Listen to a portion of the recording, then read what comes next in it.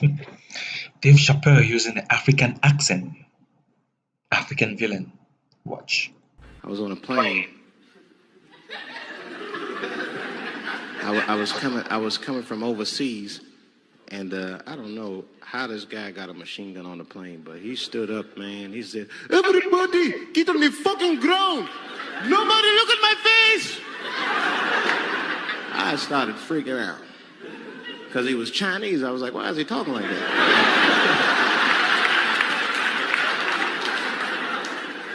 He was screaming and crying. I was the only brother on the plane. Well, I thought I was the only brother. I looked over. There was one other black dude. He was from Nigeria. So he was Chinese, we're terrorists, using the African accent. Dave Chappelle, that wasn't nice, man. What are you trying to say about Africans or Chinese folks?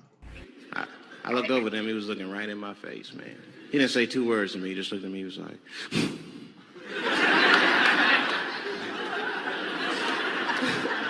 He didn't need to talk. I knew just what he was talking about. I looked right back at him. I was like...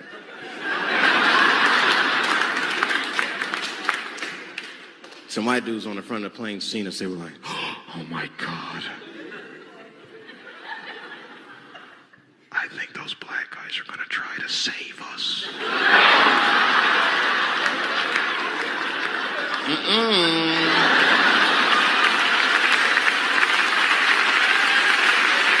We were just communicating that we understood the situation. We were both seeing the same thing.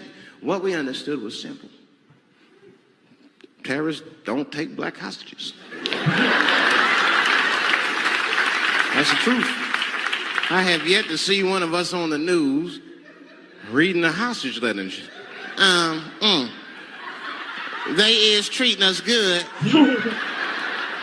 We all chilling and shit.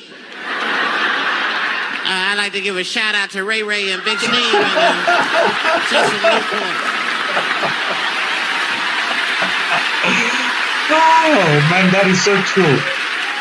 Sorry to cut this off, guys, but that is so true. You've never seen a black or an African American guy is taken hostage. That is so true. You're not gonna see it. Terrorists are smart. They know what they're doing there, you know. They terrorists.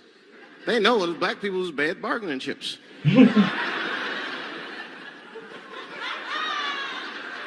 They called the White House. "Hello? We have got 5 black... Hello?"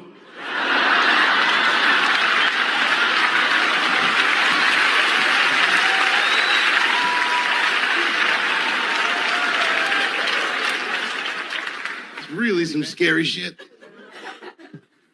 I gotta tell you, Harvey Weinstein's probably the first person that I ever looked at a photograph of and was like, "Yeah, he rapes."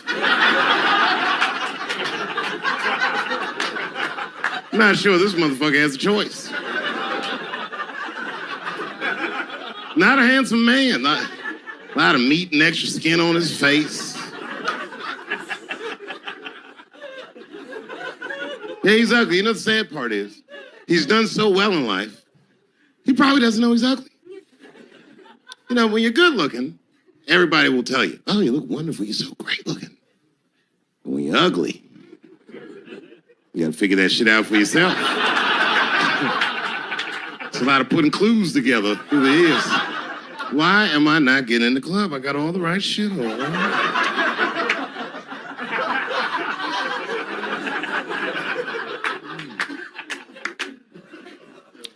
Because if it was Brad Pitt doing that shit, he wouldn't have heard a peep. The girl would just come back down like, "I got the part."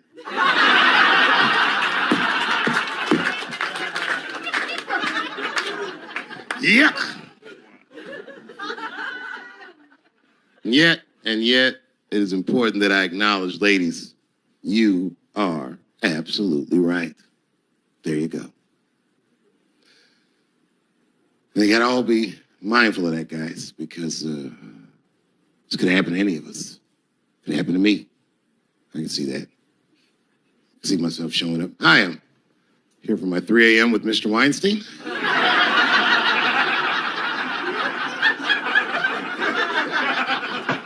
Hey, Harvey, I got your text. I'm here to talk about the script. Seems like it's going to be hard to read in candlelight, but I guess I could try.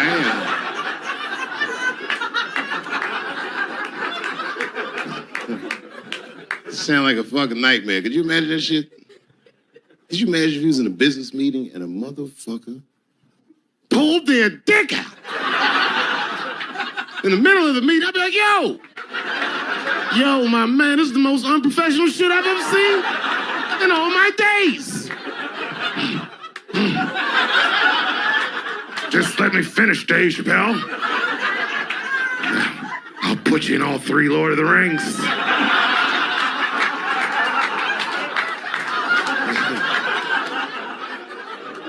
Hurry up, nigga. I have other meetings tonight.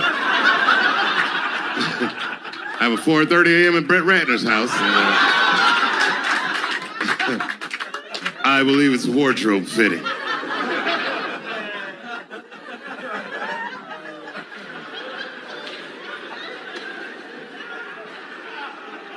You gotta make life interesting like that, because the shit is flimsy. Life is flimsy. You think you're gonna live forever, you ain't not gonna live forever. It's dangerous out here. We know what's going on. That is so true. I highly agree with you, Dave Chappelle. I travel now, you know. I used to think D.C. had the roughest ghettos in the country. Nah, nigga. I have seen some shit now. Oh, there's some rough areas outside of D.C. Yeah, everybody should go to the ghetto. I was taken to the ghetto one time. That's the worst. When you get taken and you're not expecting to go. You know, usually you want to know when you go in the ghetto, like, I'm going to see some wild shit. I got to prepare myself. I'm going to see something crazy. When you're taken, it's different. I had a limousine driver. It was after a show. It was late at night. It was like 3 in the morning. I had a limousine driver. He was a nice guy talking to me and shit. Oh, hey, where you from, dog? D.C.? Word? That's a rough city, man. And his cell phone started ringing. Hold on 1 second. Hello? Oh, what's up, nigga? What? What the fuck? Slow down. What? What the fuck? No! Fuck that, nigga. Fuck it. I'm on my way. What the heck? What the heck? The Uber driver was like, Hey, I gotta make a stop real quick.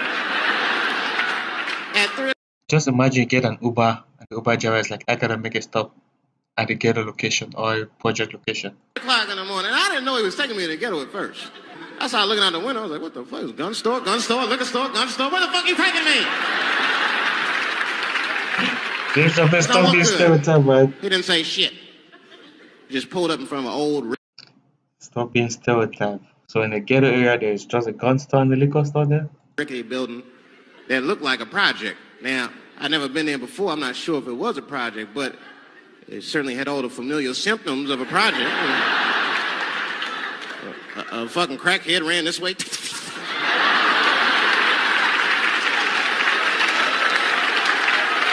And then another one jumped out of a tree and shit. And I said, I'll be right back. And left me. Took the keys with him and just left me. At 3 o'clock in the morning, in front of a project, in a fucking limousine. This was not good. I was like, man, I gotta look around and see if I can see some landmarks and figure out where I'm at. Might have to escape on foot. Now, this is when I knew I was in a bad neighborhood. You only see this in the worst neighborhoods. Remember, it's 3 o'clock in the morning. It's 3 o'clock in the morning. I look out the window. It was a fucking baby standing on a corner. Look at this. And the baby didn't even look scared. He was just standing there.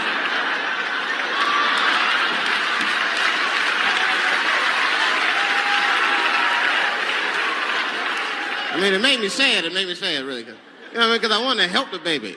I was like, I don't trust you either. I'm sorry. Click. Click. The old baby on the corner trick, eh? I'm not going to fall for that shit. Where's this limousine driver? You know, I start feeling bad.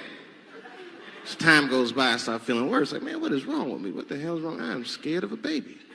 And this baby could be in trouble. He might need my help. I got to do something. But I wasn't going to get out the car. I'm serious, man. I just cracked the window a little bit. There's an old limousine. I can roll it down.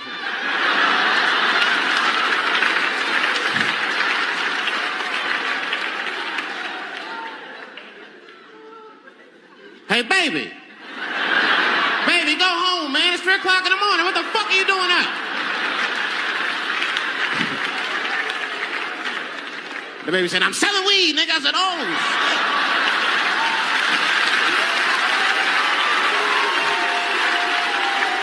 I wasn't expecting that. Selling weed at how many years old? 5 or 10 years old?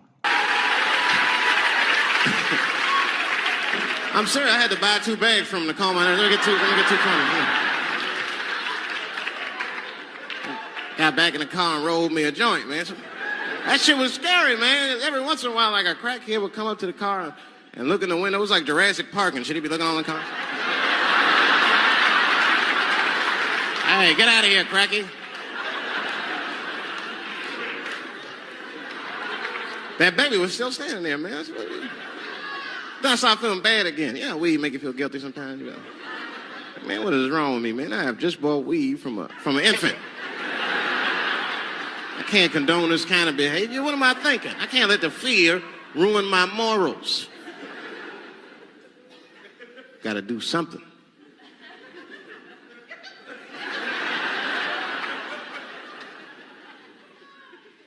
Hey, baby. Stop selling weed, all right? You got your whole life ahead of you.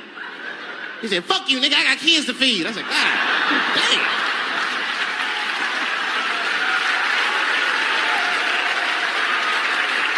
Sam. The baby had kids to feed at what age? Wow. And just at that very moment, one of the crackheads was running across the street and got hit by a car. I know it was a hit and run. The police did it. It's all right. They sprinkled some crack on him. He got back up. I almost protested the war in the beginning. Almost. Until I saw what happened to them Dixie chicks. I said, fuck that. If they'll do that to 3 white women, they will tear my black ass to pieces. I don't want to hear that shit. Yeah, man, they would. But I'm like, for real, why you care so much what the Dixie chicks say? It's not like they political scientists or nothing. They just bitches that can sing good. You know what I mean? Stop worshiping celebrities so much. Just don't listen, pay attention. It's been a long time since I've heard of the Dixie Chicks, though. It's been a while. I remember right around September 11th, Ja Rule was on MTV. That's what they said. We got Ja Rule on the phone. Let's see what Ja's thoughts are on this tragedy. Who gives a fuck what Ja Rule thinks at a time like this, nigga? This is ridiculous. I don't want to dance. I'm scared to death. I want some answers that Ja Rule might not have right now. You think when bad shit happens to me, I'll be in the crib like, oh my God, this is terrible. Could somebody please find Ja Rule, get hold of this motherfucker so I can make sense of all this. Can somebody please find Ja Rule? Where is Ja? Me Ja Rule.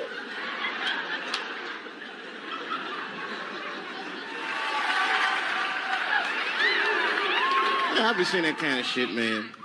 It's what it is. They use the TV to program us from a young age. You ever watch like a cartoon that you used to watch when you were little as an adult? That shit is wild shit. Some wild shit. I mean, like I was with my nephew. We sitting there, we watching Pepe Le Pew, and I say to my nephew, I said, now pay attention to this guy because he's funny. I used to watch him when I was little. And we watched Pepe Le Pew, and I'm old now. I'm looking like, good God, what kind of fucking rapist is this guy? Like, take it easy, Pepe. My nephew was sitting there cracking up. Hee. See, sometimes you gotta take the pussy like Pepe. Like, no.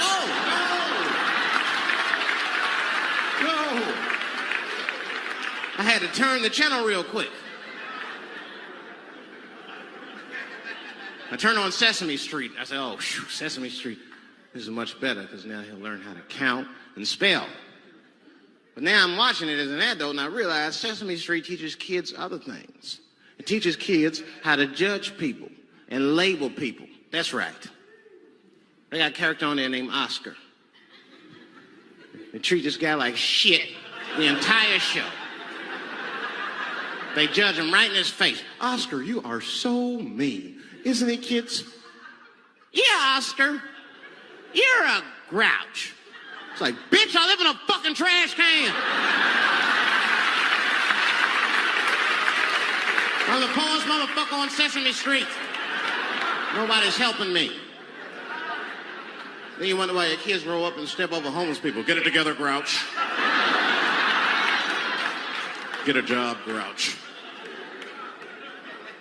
So don't even tell me how to get to Sesame Street. That is a terrible place. I wouldn't go there if I knew the way. Who would want to live in a neighborhood like that? Fucking 6-foot pigeons walking around. An elephant that's a junkie. Hi, bird. Yeah, that's right, Snuffy. Hi, bird, I'm sick. I need some smack, bird. Then Cookie Monster with his eyes popping out his head, screaming, cookie, cookie, cookie, like, ugh. What kind of cookies are you talking about? Chocolate chips don't do that to people. And then they had the nerve to put a pimp on them. They didn't come out and say he's a pimp, but I know a pimp. When you say the pimp, do you mean the Pimp Chronicles with Cat Williams? Wait, Sesame Street. I think Sesame Street is in Pennsylvania. When I see one, they called him the Count. Had a cape and everything. You just see him pimping. Bitch, where is my money? You've been late 4 times. I've been counting. How many times must I smack you before you act right? 1, 2, 2 smacks.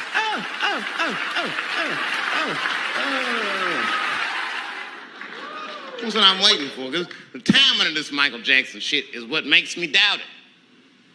Every time this war is going out of control, or the economy gets bad, or something is wrong with the world at large, it's always these moments in history that Michael Jackson will coincidentally jerk off a kid. This is getting ridiculous. Like, are you planning this shit? Do you have meetings? Michael, thank you for coming.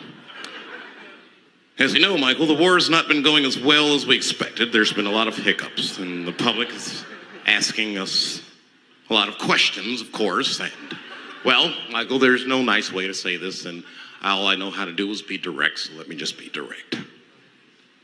We're going to need you to jerk off another child, Mike. I'm sorry. I am sorry. But it would really help out.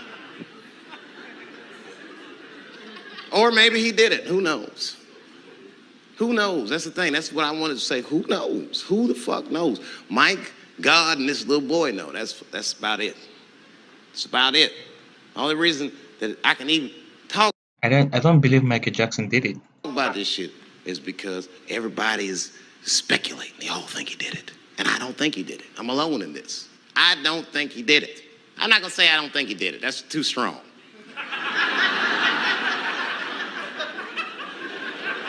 Let me just say I am reserving judgment until all the facts come out. But so far from what I heard, I mean, the kid said he was dying of cancer. He was in Make-A-Wish Foundation. He claims he had 2 weeks to live, and it was his dying wish to meet Michael Jackson. Come on, man, give me a fucking break. This kid is 10 years old. He don't remember Thriller. The fuck you want to meet Michael Jackson for, honestly? I remember Thriller, and I just, kind of want to meet this nigga. I wouldn't break an appointment to meet him. I'll put it that way. I'd have to already be free. That's ridiculous. It's like if I'm dying in 2 weeks and go, oh, mama, get me in a room with Chubby Chuckle. I wouldn't want to meet that motherfucker. My last 2 weeks. Why not Usher or somebody like this? So then the kid claims he goes to Michael's house. This is where it all gets crazy. He does everything you'd expect at Michael's house. They climbed trees and rode roller coasters and Ferris wheels. The chef made cookies, pies, and cakes. They was petting the monkey and the giraffe, sang songs, kid shit. And in the middle of all this childlike activity, for some reason, Mike pulled out some wine and some pills and sucked his kid's dick. Folks, it hurts me to say it. And the kid had the nerve to call that abuse. Motherfucker, that is a good host. God damn, what else do you... Ah, I never heard of that. What else do you want? I'm lucky to get a glass of grape drink at my friend's house. Let alone a roller coaster ride and my dick sucked. Mike must be confused, like I brought you in my house, I fed you, I sucked your dick, and this is how you repay me, motherfuckers? This was your wish, not mine. Thought you were dying in 2 weeks. What happened to that, motherfucker? I've been in court for a year and a half. You get stronger every time I see you.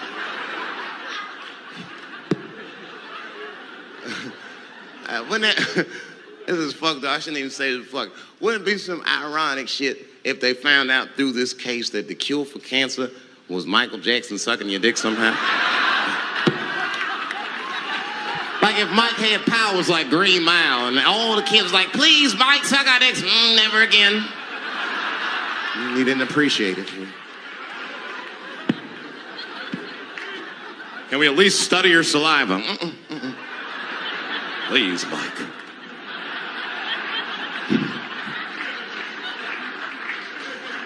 Oh, my God. But there's a more important reason that I would stop doing comedy right now. And this reason is the real...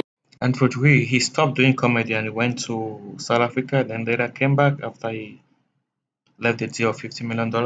reason that's been percolating, and it really is the crowd, not you. I'm talking about the crowd on the big stage. It's too hard to entertain a country whose ears are so brittle. Motherfuckers are so sensitive. The whole country is turned into bitch-ass niggas.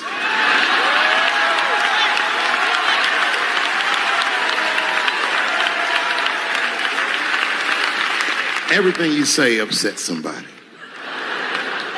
But motherfuckers are just taking it too far. I don't know why or how everybody got this goddamn sensitive. You know who hates me the most? The transgender community. Yo, yeah, these motherfuckers. I mean, I didn't realize how bad it was. These motherfuckers, I was really mad about that last Netflix special.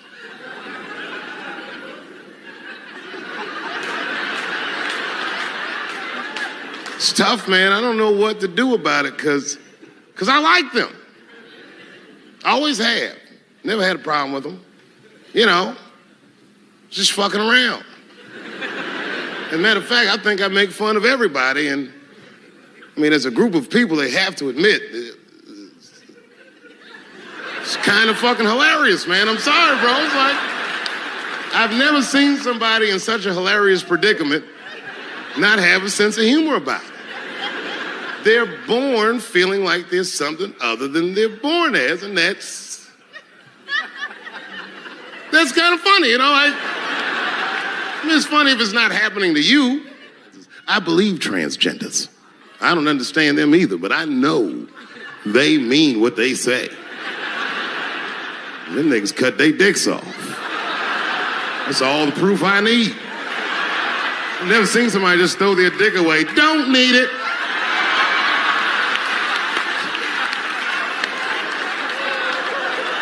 I don't understand, but I believe you and I support your decision, motherfucker. I was doing a show. I was in Portland, Oregon. And I was checked in a hotel under the name Charles Edward Cheese.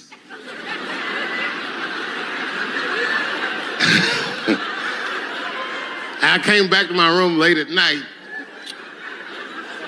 and there was a note. It was like a letter on my desk. It was addressed to Mr. Cheese.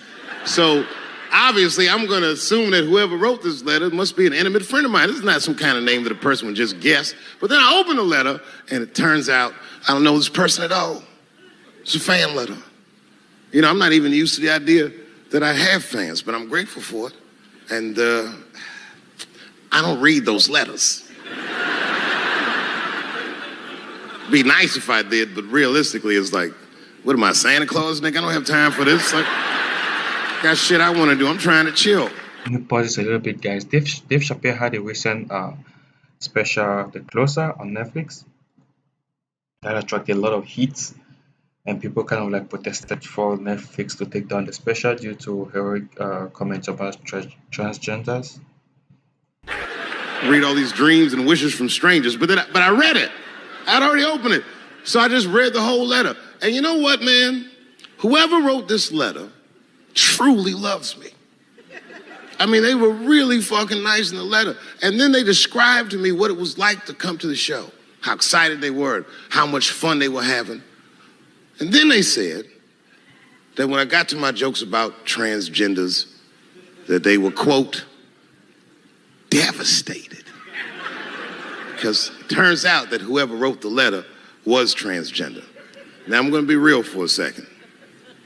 As a policy, you got to understand, I never feel bad about anything I say up here.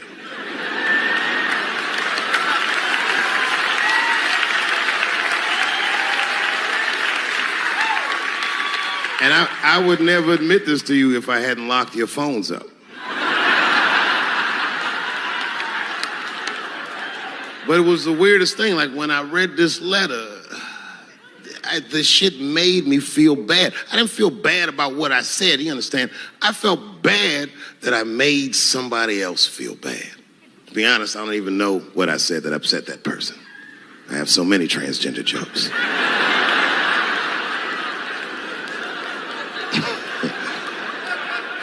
But I feel like it was probably this joke I'm about to tell you right now. And it's not even that bad of a joke. It's a true joke. I mean, it's not true, but I had read in the paper that Caitlyn Jenner was contemplating posing nude in an upcoming issue of Sports Illustrated. And I know it's not politically correct to say these things, so I just figured, fuck it, I'll say it for everybody else. Yuck.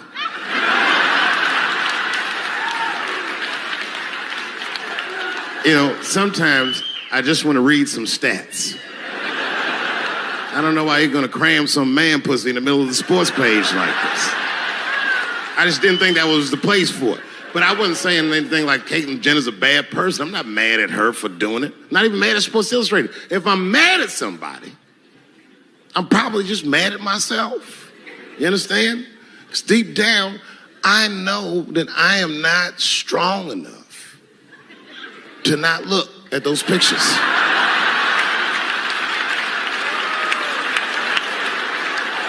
And I don't think I'm ready to see what she's trying to show me.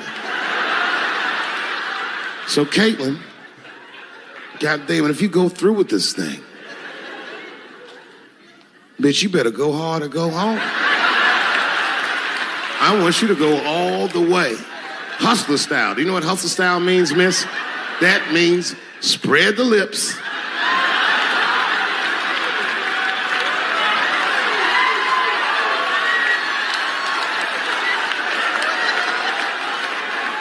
I hope she spreads her lips and there's an itty bitty dick inside. Ah! The show is behind the curtains.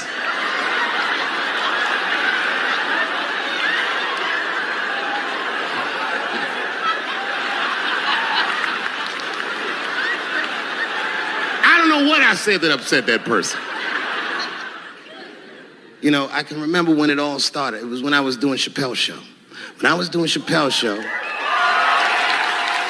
I used to do the show, and then on the weekends, I do like concerts and shit like that. So I'm doing a concert, and there was a couple in the front row, beautiful couple. The wife was obviously Asian. You could see it in her face. Isn't that being racist there, Chappelle? There are some people that Asians might not see it on their face.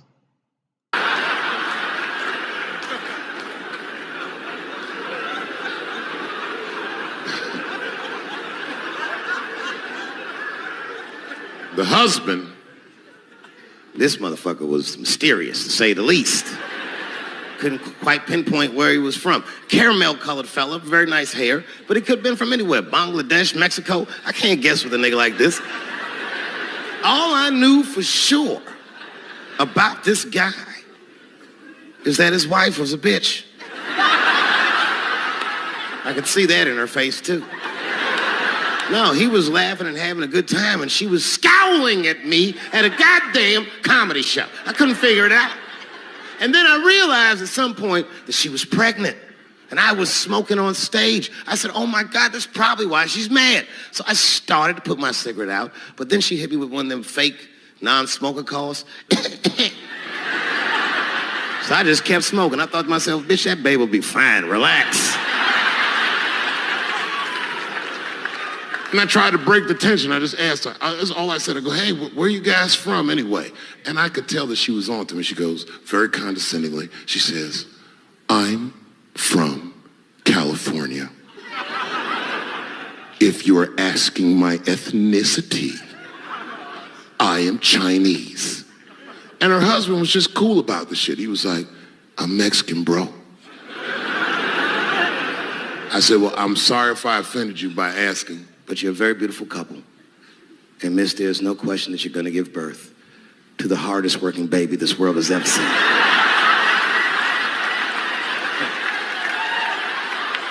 That's not a bad joke.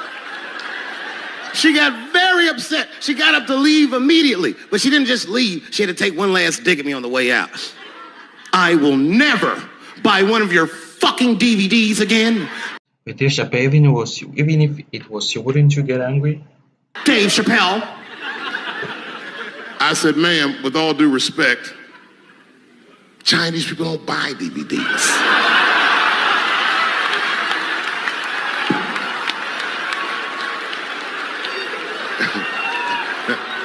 And the crowd went crazy. We were all laughing, having a good time. I didn't even think anything of it. And then just 3 days later, this lady sends a fucking letter to my promoter telling him not to book me for shows anymore because I was, quote, racist, and I'm quoting her, insensitive to the nature of my interracial marriage. I was like, word, bitch, I was. If she had just done a little bit of research, she would know that I myself am in an interracial marriage. That's right. In fact, my wife is Asian too. Surprise, bitch, I'll see you on Thanksgiving.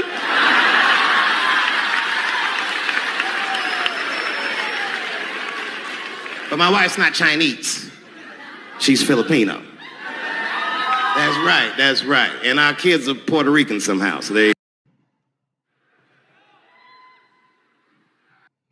You guys hear what he says? He says my wife is not Chinese, she's Filipino. But if I want to give my review on that was kind of like a little bit, how do you call it again? Stereotype about them, where people have a certain mindset, like if somebody's this, then they are probably from Asians. If they have like little eyes, they're probably Asians and stuff like that. Yeah. It's been said in the press that I was invited to speak to the transgender employees at Netflix, and I refuse. That is not true. If they had invited me, I would have accepted it. So this was about Netflix heated issues that happened with the Dave Chappelle The Closer special. Although I am confused about what we're speaking about. I said what I said, and boy, I heard what you said. My God, how could I not? You said you want a safe working environment at Netflix. Well, it seems like I'm the only one that can't go to the office anymore.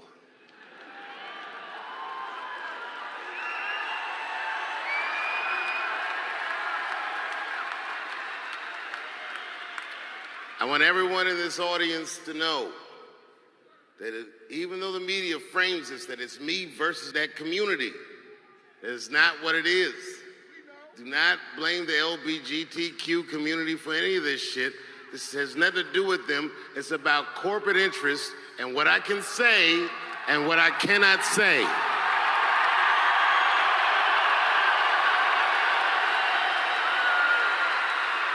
For the record, and I need you to know this, everyone I know from that community has been nothing but loving and supporting.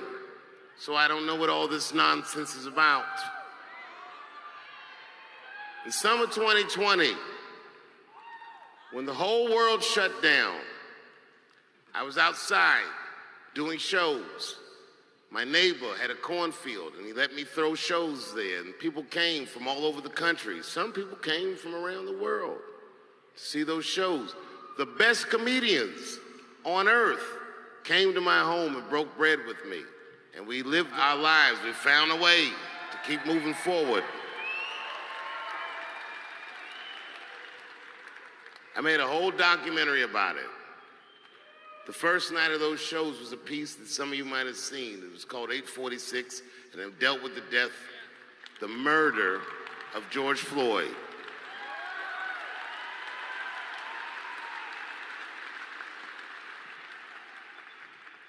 This film that I made was invited to every film festival in the United States, and some of those invitations I accepted. And when this controversy came out about the closer, they began disinviting me from these film festivals. And now, today, not a film company, not a movie studio, not a film festival, nobody will touch this film.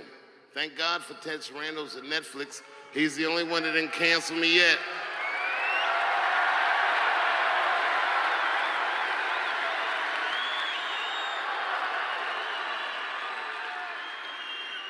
Truly speaking, Dave Chappelle did receive a lot of backlashes from his the closer special. Not just Dave Chappelle, with Netflix too. Netflix stocks went really down, and people like sign out, like disconnected from Netflix, like cancel their subscriptions with Netflix just from Dave Chappelle special. So it wasn't that easy. To the transgender community, I am more than willing to give you an audience, but you will not summon me. I am not bending to anybody's demands.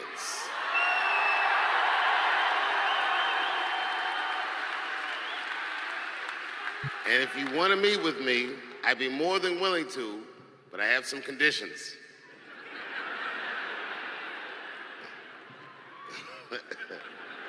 First of all, you cannot come if you have not watched my special from beginning to end.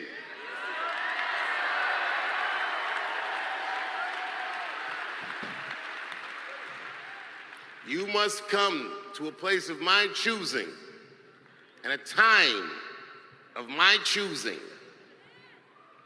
And thirdly, you must admit that Hannah Gadsby is not funny.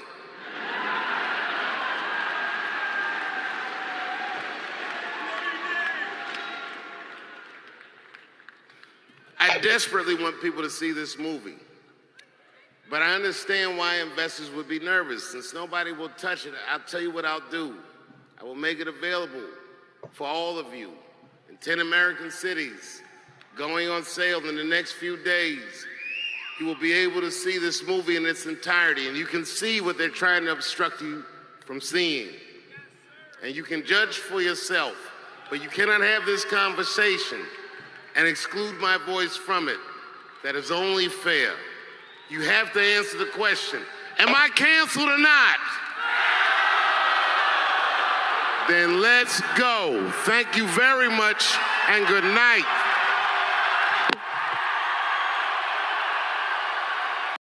Dave Chappelle was like, am I cancelled or not?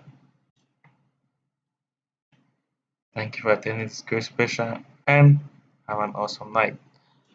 Obviously, Chappelle did receive a lot of hits from that. Not just Dave Chappelle, even Netflix too received a lot of hits from that. If you look at Netflix, the stocks has plummeted. Not just with Netflix, but with the recession that we're having, a lot of like things has to come by. Yeah, hope you guys enjoy this.